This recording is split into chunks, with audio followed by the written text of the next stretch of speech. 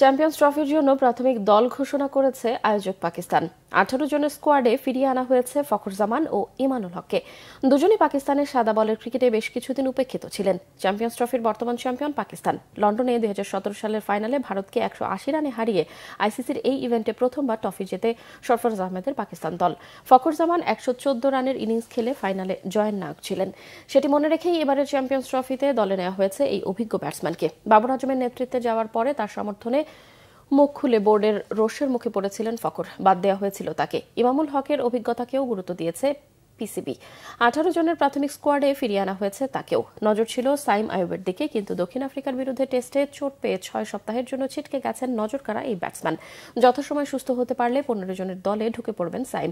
Champions ট্রফিতে পাকিস্তানের অধিনায়ক থাকছেন মোহাম্মদ রিজওয়ান, বাবর আজম, শাহিন শাহ আফ্রিদি, হারিস রৌফের মতো অভিজ্ঞ ক্রিকেটারদের পাশাপাশি সুফিয়ান মুকিম, কামরান গুলাম, সালমান আলী আগাদের মতো নতুনদেরও রাখা হয়েছে দলে।